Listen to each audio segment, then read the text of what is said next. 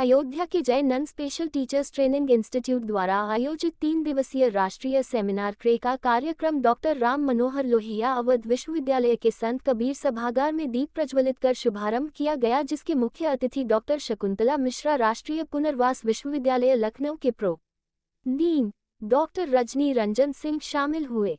इस दौरान उन्होंने कहा कि राष्ट्रीय शिक्षा नीति के बारे में तथा 21 प्रकार की दिव्यांगता के बारे में विस्तार पूर्वक बताया गया। कहा गया कि हम सभी पढ़े लिखे लोगों को राष्ट्रीय शिक्षा नीति को अच्छी तरह से आत्मसात करना चाहिए, क्योंकि आने वाले 30 वर्षों तक राष्ट्रीय शिक्षा नीति का अनुपालन किया जाएगा और भारत सरकार द्वारा जारी भिन्न भिन्न नीतियों के बारे में विस्तार पूर्वक बताया गया। इस कार्यक्रम में विशिष्ट अतिथि के रूप में आई उप निदेशक दिव्यांगजन सशक्तिकरण अयोध्या मंडल सुश्री अनुपमा मौर्य ने कहा कि हम सभी प्रतिभागियों को कार्यक्रम का मुख्य उद्देश्य समझना चाहिए। इस दौरान देश के विभिन्न हिस्सों से 100 से अधिक प्रतिभागी प्रतिभाग किया। इस मौके पर राष्ट्रीय सेमिनार के आयोजक एवं संस्थान के संस्थापक एवं प्रबंधक डॉक्टर मनोज कुमार यादव व डॉक्टर यादव और विद्वत जनों व प्रतिभागियों को धन्यवाद दिया। उक्त सेमिनार में सुरेंद्र कुमार यादव, राम सहाय मिश्रा, अनूप कुमार शुक्ला, साक्षी, इंद्रावती यादव, शोभावती यादव, सुरेश कुमार, ओंकार यादव, सुनीता वर्मा मौजूद रहे। ये बेसिकली देखा जाए तो ये राष्ट्रीय एक संगोष्ठी है जिसका स्टेटस CRE प्रोग्राम का है, जो कंटिन्यूइंग रिहैबिलिटेशन एजुकेशन प्रोग्राम, जो जितने भी रिहैबिलिटेशन काउंसिल ऑफ इंडिया के जितने भी रजिस्टर्ड प्रोफेशनल्स होते हैं, उन रजिस्टर्ड प्रोफेशनल्स को एक कंटिन्यूइंग एजुकेशन के माध्यम से उनको लेटेस्ट टेक्नोलॉजी, जो इंक्लूशन, दिव्यांगता को असेसमेंट से रिलेटेड, पेडागोजिकल इंटरवेंशन से रिलेटेड जितनी भी तरह के जो गतिविधियां हैं, उनके माध्यम से इनको टाइम टू टाइम इनको अपडेट किया जाता है, ताकि ये अपने फील्ड में बेहतर कर सकें और दिव्यांगों की शिक्षा, दिव्यांगों के रोज़गार, दिव्यांगों के पुनर्वास के जितने भी आयाम हैं, उनसे संदर्भित वो एक बेहतर अपनी गतिविधि को अंजाम दे सकें। इस आधार पे ये प्रोग्राम, एक राष्ट्रीय संगोष्ठी का आयोजन किया जा रहा है जो 3 दिवसीय है, जिसके प्रथम दिवस में मुझे आने का सौभाग्य प्राप्त हुआ है, जिसमें मैं खास करके जो डॉक्टर मनोज यादव जी हैं, मैं उनका शुक्रगुजार हूं कि उन्होंने मुझे इनवाइट किया है और मुझे इसमें कुछ अपने अनुभव को शेयर करने का मौका मिला है। Thank you so much sir. ये कार्यक्रम Jayanand special teacher training institute के द्वारा, जो अयोध्या में स्थित है, उसके द्वारा कराया जा रहा है। ये बेसिकली जो विभिन्न संस्थाओं में स्पेशल एजुकेटर कार्यरत हैं या काम कर रहे हैं दिव्यांगता के फील्ड में, उनको जो नई टेक्नोलॉजी आई है या जो और फ्यूचर में उनको किस तरीके से दिव्यांग लोगों को जागरूक करना है, उन चीज़ों की जानकारी इन 3 दिनों में दी जाएगी। तो बेसिकली ये कि ऐसा कार्यक्रम है कि इनको और अपने क्षेत्र में कैसे प्रोग्रेस करना है, लोगों को कैसे जागरूक करना है और कैसे शिक्षित करना है, प्रशिक्षित करना है, उसकी जानकारी। तो मैं यही शुभकामनाएं देना चाहूँगी इन लोगों को कि इस 3 दिन का जो ये प्रोग्राम यहाँ पे चलाया जा रहा है, इसका लाभ उठाएं, क्योंकि इस भविष्य में उनको बहुत फ़ायदा होने वाला है और बच्चों के लिए, जो बच्चे हैं या जो दिव्यांगजन हैं, उनको भी ये इसमें प्रशिक्षित कर पाएंगे। यहाँ पे नेशनल सेमिनार कराया जा रहा है और इसका टॉपिक है कम्युनिटी बेस्ड रिहैबिलिटेशन, समुदाय आधारित पुनर्वास कार्यक्रम है और हम लोग दूसरी बार इसका ऑर्गेनाइजेशन कर रहे हैं भगवान श्री राम की नगरी में। और हम चाहते हैं कि जो भी हमारे विद्युत जन या जो है पार्टिसिपेंट हैं, वो दिव्यांगता के क्षेत्र में जो कार्य सामाजिक कार्यकर्ता के रूप में या शिक्षक के रूप में करना चाहिए, वो समुदाय आधारित कार्यक्रम में शिक्षण प्रशिक्षण लेके इस दिशा में दिव्यांगता के क्षेत्र में अग्रसर हों, आगे बढ़ाएं और दिव्यांगों के हितों के लिए कार्य करें। इसलिए इस नेशनल सेमिनार का आगाज़ हम लोग कर रहे हैं और इसको सफल बनाने का प्रयास किया जाएगा और जो भी दिव्यांग ग्रामीण क्षेत्र में हैं, उनको हम जो है जन जागरूकता के माध्यम से, जो हमारे पार्टिसिपेंट हैं और जो हमारे विद्युत जन हैं, जो नई टेक्निक है, नई सरकार की योजनाएं हैं, उन तक पहुंचाने का कार्य कराएंगे। धन्यवाद। मेरा नाम अनूप शुक्ला है, मैं CRE कोऑर्डिनेटर हूं जैनन special teacher training institute, Ayodhya, Uttar Pradesh. 9 अप्रैल महाराष्ट्र के मुख्यमंत्री बनने के बाद एकनाथ शिंदे पहली बार रामनगरी अयोध्या आएंगे। उनके आगमन से पूर्व यहां पर भव्य स्वागत सम्मान की तैयारियां चल रही हैं। पूरी अयोध्या को भगवा में कर दिया गया। शहर को शिवसेना के होर्डिंग बोर्डिंग से पाट दिया गया है। सिद्धपीठ संकट मोचन हनुमान किला मंदिर के पीठाधीश्वर महंत परशुराम दास महाराज उनका स्वागत सम्मान करेंगे। उन्होंने बताया कि महाराष्ट्र के सीएम एकनाथ शिंदे अयोध्या आ रहे हैं। उनका स्वागत कर साधु संत उन्हें अपना आशीर्वाद देंगे। अयोध्या से एकनाथ शिंदे का गहरा नाता है। वे अयोध्या आकर रामलला का दर्शन के उपरांत साधु संत धर्मगुरुओं से आशीर्वाद लेंगे। महंत परशुराम दास ने बताया कि मुख्यमंत्री बनने के बाद पहली बार आ रहे हैं, जिसके चलते रामनगरी में खासा उत्साह देखा जा रहा है। तैयारियां भी व्यापक रूप से चल रही हैं। बता दें कि 9 अप्रैल को लगभग 11 बजे वे रामकथा पार्क पर बने हेलीपैड उतरेंगे और फिर वहां से भगवान रामलला का दर्शन पूजन करेंगे।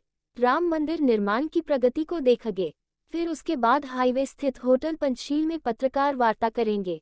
अयोध्या के धर्मगुरुओं से आशीर्वाद लेंगे और शाम को मां सरयू का आरती पूजन करेंगे। इस कार्यक्रम में हजारों की संख्या में शिवसेना के लोग शामिल हो सकते हैं। नहीं, ये बड़े गौरव की बात है कि हमारे महाराष्ट्र के मुख्यमंत्री एकनाथ शिंदे इससे पूर्व एक मंत्री या एक सांसद या विधायक के रूप में आते रहे हैं और प्रथम बार अयोध्या में वो मुख्यमंत्री बनने के बाद प्रथम बार अयोध्या जी आ रहे हैं। उनका हम सब अयोध्यावासी के सभी धर्माचार्य मिलकर स्वागत की तैयारी किए हैं और इन्हीं धर्माचार्यों की आशीर्वाद लेकर गए थे, तो मुख्यमंत्री बनकर प्रथम बार अयोध्या में आ रहे हैं। उनको खूब स्वागत की तैयारियां चल रही है। स्वागत सभी संत महात्मा खूब आशीर्वाद देंगे, स्वागत करेंगे और बहुत अच्छा लगा और बहुत अच्छा फैसला लिए कि राम जन्म उत्सव के कल हनुमान महोत्सव था, छठ पर उससे एक दिन पहले भगवान के छठी था और इस अवसर पर आ रहे हैं कि जो अभी अयोध्या जी में रामलला के भव्य मंदिर की तैयारी चल रही है और अब ज़्यादा दिन बहुत कुछ ही समय के बाद रामलला विराजमान होंगे और उनकी भी तैयारियां देखने के लिए आ रहे हैं। तो उनको खूब हम लोग साधुवाद देते हैं, खूब धन्यवाद देते हैं कि अयोध्या जी आ रहे हैं। बहुत अयोध्या वासियों को खुशी की माहौल है। महाराज जी, एकनाथ शिंदे जो अयोध्या आ रहे हैं, लगभग 10,000 कार्यकर्ता शिवसेना कार्यकर्ता के साथ आएंगे। व्यापक तैयारियां की गई, पूरी अयोध्या को राममय कर दिएगा, भगवामय कर दिया गया, जगह जगह होर्डिंग भी लगे हैं और ये जो संकट विमोचन हनुमान किला मंदिर है, यहाँ से उनका काफ़ी गहरा लगाव है, यहाँ पर भी कई बार आए हुए हैं। ऐसे में अपने मंदिर पर क्या तैयारियाँ हैं? अपने मंदिर पर भी पूरी तैयारी चल रही है और आपको पता होगा कि जब वो मुख्यमंत्री बनने की तैयारियां चल रही थी उस समय यही संकट मोचन हनुमान किला से सभी धर्माचार्य एक होकर और यहाँ से आप सबों के माध्यम से पूरे भारतवासियों को मैसेज देने के काम किए थे। तो यहाँ पूर्व में भी शिंदे साहब आए हुए हैं और शिंदे साहब यहाँ आ रहे हैं और यहाँ भी काफ़ी भव्य स्वागत की तैयारियां चल रही है। रामनगरी अयोध्या में श्री राम जन्मभूमि परिसर में बन रहे प्रभु श्री राम के मंदिर में 155 देशों के पवित्र जल से जलाभिषेक होगा। ये 23 अप्रैल को दिल्ली स्टडी ग्रुप के अध्यक्ष पूर्व दिल्ली के विधायक डॉक्टर विजय जॉली के नेतृत्व में जलाभिषेक के द्वारा किया जाएगा, जिसको लेकर अयोध्या स्थित कारसेवकपुरम में श्री राम जन्मभूमि तीर्थ क्षेत्र ट्रस्ट के महामंत्री चंपत राय और दिल्ली स्टी ग्रुप के अध्यक्ष व पूर्व विधायक डॉक्टर विजय जॉली ने प्रेस वार्ता के दौरान मीडिया को जानकारी साझा की है। उन्होंने बताया है कि दुनिया के 155 देश के जल और 7 महाद्वीपों की नदियों तथा समुद्र के जल से रामलला के निर्माणाधीन मंदिर का जलाभिषेक होगा, जिसमें रामलला के मंदिर के जलाभिषेक के कार्यक्रम मुख्य अतिथि रक्षा मंत्री राजनाथ सिंह और योग गुरु स्वामी रामदेव होंगे और विश्व हिंदू परिषद RSS के पदाधिकारी समेत 20 से अधिक देशों के प्रवासी भारतीय सहित अनेक देशों के राजनयिक भी शामिल होंगे। वही बताया कि मनीराम दास छावनी के सभागार में सामूहिक आयोजन होगा। इस कार्यक्रम में संत महंत भी शामिल होंगे, जो बिरला धर्मशाला से राम जन्मभूमि परिसर तक सभी मेहमान जाएंगे और रामलला का दर्शन करेंगे। अपने अपने देशों से लाए जल को निर्माणाधीन स्थल के चारों तरफ भगवान को समर्पित करेंगे। बता दें कि Trinidad Tobago, Suriname, Mauritius, Fiji, Thailand, Ukraine, Russia समेत पाकिस्तान से जल लाया गया है। आज लगभग 155 देशों का जल आपने एकत्र कर लिया है। ये आपको बताएंगे कि इन्होंने कितने दिनों से प्रयास कर रहे हैं और अनेक देशों का जल धीरे धीरे एक पात्र में इकट्ठा करते रहे और वो बिल्कुल शुद्ध है, वैसी सुरक्षित है। तो ये 155 देशों का जल अप्रैल में 23 तारीख को आएंगे। अनेक देशों के लोगों ने आने का सूचना दी है। सभी लोग जानकी महल में निवास करेंगे। मणिराम छावनी के सभागार में सामूहिक आयोजन हो जाएगा, उसमें संत महात्मा रहेंगे और फिर बिरला धर्मशाला के सामने मैदान में कुछ देर के लिए इकट्ठे हो जाएंगे और जब सब आ जाएंगे तो नई जो सड़क बन रही है सुग्रीव किला रोड, इसके माध्यम से सब अंदर प्रवेश कर जाएंगे, दर्शन करेंगे और अपने अपने देशों का जल मंदिर निर्माण स्थल के चारों ओर भगवान को समर्पित कर देंगे। विजय जौली जी के मन में कि दुनिया के देशों से भी जल आ सकता है। इनके संबंध थे बहुत व्यापक, तो इन्होंने सरलता से कठिनता की ओर यात्रा शुरू की। जिनसे ज्यादा दोस्ती थी, जहां से टेलीफोन से जला सकता था, उनसे कहा पवित्र नदी का वहां का जल लाओ। और एक बार जब 80-90 स्थान देशों का जल आ गया तो दिल्ली में माननीय रक्षा मंत्री राजनाथ सिंह जी के घर इकट्ठे हुए थे। तमाम राजदूत आए थे अपने अपने देशों के। मुझे भी उस अवसर पर वहां रहने का प्रसंग आया था, मैं रहा। मैंने वर्ष 2020 अगस्त के अंदर इस बात का प्रण लिया था कि विश्व भर के नदियों और समुद्रों का जल हम भारत में एकत्रित करेंगे और उस जल से प्रभु श्री राम के राम मंदिर का जलाभिषेक संपन्न करेंगे। कोरोना पैंडेमिक में जब व्यक्ति एक देश से दूसरे देश जा भी नहीं सकता था, अनेक विपदाओं को प्रभु श्री राम जी की अनुकंपा से पार करते हुए हमने विश्व के 155 देशों का जल भारत में एकत्रित किया है और इसके ऊपर एक वीडियो फिल्म भी 23 अप्रैल के कार्यक्रम में हम प्रदर्शित भी करेंगे। प्रत्येक देश के जल को तांबे के लोटों में पैक और सील हरिद्वार की हर की पौड़ी पर जाकर करवाया है और प्रत्येक लोटे के ऊपर उस देश के नाम का और झंडे का स्टिकर भी लगवाया है और बड़ी सादगी और सजीनता से भगवे रंग के रिबन से हर एक लोटे को सजाया है, क्योंकि ये हमारी आस्था का विषय है। और एक बड़े लोटे के अंदर सभी देशों की जल को भी एकत्रित किया है, जो 2 साल के बाद भी जल बिल्कुल पावन पवित्र है, गंदला नहीं हुआ है।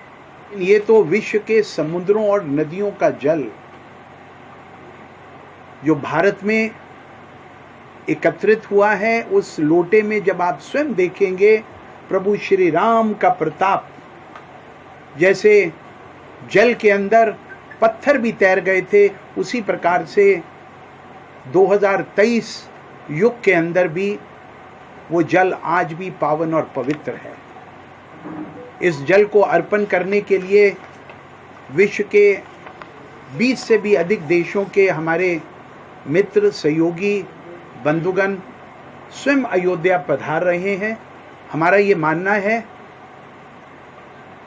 कि इस एक कार्यक्रम से हम विश्व को आज के संदर्भ में ये भी विदित कराना चाहते हैं कि प्रभु श्री राम केवल भारत के नहीं अपितु दुनिया भर के लोगों के मन में उनके प्रति आस्था है। और इस कार्यक्रम को संपन्न कराने में सभी धर्मों के लोगों ने हमारा सहयोग किया है। इसलिए ये कार्यक्रम 23 तारीख को प्रातः 10 बजे से 12:30 बजे तक अयोध्या रोडवेज के पास प्रगतिशील पार्टी के पूर्व अध्यक्ष ललित यादव और युवजन सभा के पूर्व उपाध्यक्ष अनिल सिंह राणा के नेतृत्व में सैकड़ों कार्यकर्ताओं के साथ जिला अध्यक्ष पारसनाथ यादव का किया भव्य स्वागत के दौरान प्रगतिशील पार्टी के पूर्व अध्यक्ष ललित यादव ने बताया, अयोध्या निकाय चुनाव में समाजवादी पार्टी बहुत ही मजबूती के साथ चुनाव लड़ेगी और बहुत ही संगठित होकर अयोध्या में समाजवादी पार्टी उभरेगी। कार्यक्रम में सम्मिलित लोग धर्मेंद्र यादव, अभय यादव, अभिषेक यादव, संदीप ठेकेदार, धीरेन्द्र यादव, रागदेव यादव, अजय सिंह, रामजन, ओमकर, विस्वल, हरीश यादव, रूपेंद्र, रिंकू, अभय यादव, अनुज, आकाश यादव, राहुल, राकेश त्यागी, विकास, सुनील प्रधान, विशाल यादव आदि लोग उपस्थित रहे। तो वही समाजवादी पार्टी के नवयुक्त जिला अध्यक्ष पारसनाथ यादव का पार्टी कार्यालय पर भदरसा के पूर्व चेयरमैन मोहम्मद राशिद ने अपने समर्थकों के साथ फूल मालाओं से भव्य स्वागत किया। इस दौरान राशिद ने कहा कि आज समाजवादी पार्टी के जिला अध्यक्ष जी का अपने समर्थकों के साथ पार्टी कार्यालय पर पहुंचकर स्वागत किया है और उनको बधाई शुभकामनाएं दी। के नवनियुक्त अध्यक्ष श्री पारसनाथ यादव के स्वागत में हम लोग खड़े हैं। पारसनाथ यादव जी छात्र सभा से लेकर के अब तक समाजवादी विचारधारा से जुड़े रहे हैं और बहुत तेज तरार नेता रहे हैं, छात्र नेता रहे हैं, साकेत महाविद्यालय के छात्र संघ के उपाध्यक्ष रहे हैं, जिला पंचायत के सदस्य रहे हैं। इससे उनसे बहुत उम्मीद की जाती है कि फैजाबाद जनपद में समाजवादी पार्टी बहुत ही मजबूत होगी और बहुत ही संगठित होकर के फैजाबाद जनपद में समाजवादी पार्टी उभरेगी। हम लोग बेरोजगारी, बेकारी और नौजवानों के साथ हो रहे अन्याय और प्रदेश में बड़े भ्रष्टाचार, महिलाओं के साथ हो रहे उत्पीड़न को लेकर के समाजवादी पार्टी पूरे जिले में आंदोलन करेगी और लड़ेगी और नगर निकाय चुनाव को भी जीतेगी। नवयुक्त अध्यक्ष श्री पारसनाथ यादव के स्वागत में समाजवादी नौजवान खड़ा है। तेज तर्रार व्यक्ति हैं। बहुत दिनों के बाद तो ऐसा जिला अध्यक्ष मिला है समाजवादी पार्टी को। नौजवानों की उम्मीदों पर, गरीबों मजलूमों के उम्मीदों पर निश्चित तौर पर खरा उतरेंगे, ऐसा हम लोग उम्मीद करते हैं।